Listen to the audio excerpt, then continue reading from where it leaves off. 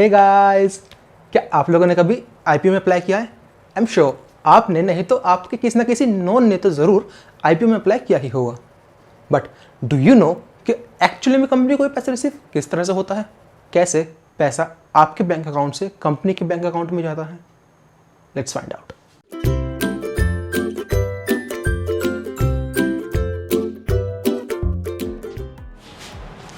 आप लोगों को अपनी 12th की ये एंट्रीज तो याद ही होंगी। एंट्रीज नहीं, हमें तो मैम याद है। अबे भाई,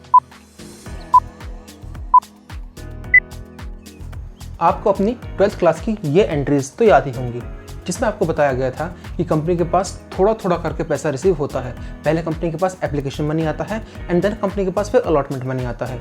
बट डू यू थिंक कि कंपनी के पास इसी तरीके से थोड़ा थोड़ा करके पैसे एक्चुअली में रिसीव होता होगा? And the answer is no. Company अपने इन्वेस्टर से वन गो में सारा का सारा पैसा रिसीव करती है। पहले प्रपोज्ड इन्वेस्टर को फिजिकली बैंक जाना पड़ता था, उसको बैंक जाकर एप्लीकेशन फाइल अप करनी पड़ती थी कंपनी में आईपीओ के लिए, एंड देन उसके बाद वो पैसा इन्वेस्टर के बैंक अकाउंट से डिडक्ट होकर कंपनी के बैंक अकाउंट में चला जाता था। एंड इन केस अगर उस इन्वेस्टर को पैसे रिसीव नहीं हुए हैं तो वो पैसा वापस कंपनी के बैंक अकाउंट से उस इन्वेस्टर के बैंक अकाउंट में आ जाता था। This was actually a time taking process and इसमें कंपनी का पेपर वर्क भी बहुत ज़्यादा होता था। साथ ही साथ अगर कंपनी ने देरी कर दी है इन्वेस्टर को पैसे देने में तो कंपनी को उस पर इंटरेस्ट भी देना पड़ता था।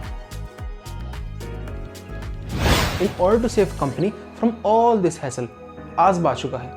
Back in 2016, SEBI introduced ASBA. ASBA stands for Application Supported by Blocked Amount.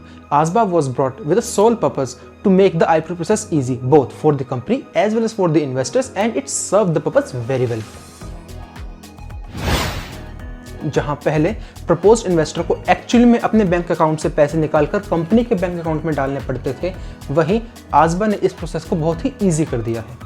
आसबा के आने के बाद से प्रपोज्ड इन्वेस्टर को केवल जब आईपीओ में वो अप्लाई करता है तब उसके बैंक अकाउंट में वो पैसे ब्लॉक हो जाते हैं। वो पैसे इन्वेस्टर के बैंक अकाउंट में दिखते तो रहेंगे, उसके बैलेंस में वो पैसे शो भी होंगे, बट वो पैसे वो इन्वेस्टर यूज़ नहीं कर पाएगा जब तक या तो कंपनी के साइड से उसको शेयर्स अलॉट नहीं हो जाते हैं या फिर उसकी जो एप्लीकेशन थी वो रिजेक्ट नहीं हो जाती है। एंड एक बार अगर उस प्रपोज्ड इन्वेस्टर को शेयर्स अलॉट हो गए तब बाद में जाकर वो पैसे उस प्रपोज्ड इन्वेस्टर के अकाउंट से कंपनी के बैंक अकाउंट में जाएंगे। अगर आप ये वीडियो अभी भी देख रहे हैं तो आई एम श्योर आपको वीडियो ज़रूर इन्फॉर्मेटिव लग रही होगी।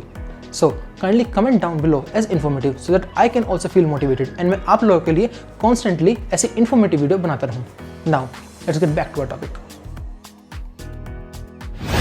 सबसे पहला फ़ायदा जो आसबा की आने की वजह से हुआ है वो ये है कि पहले जहां शेयर्स ना अलॉट होने पर कंपनी को जब रिफंड देना होता था तब इन केस अगर कंपनी रिफंड देने में लेट हो गई तो कंपनी को साथ साथ इंटरेस्ट भी देना पड़ता था। अब आसबा की आने की वजह से कंपनी को वो इंटरेस्ट देने की रिक्वायरमेंट ही नहीं है।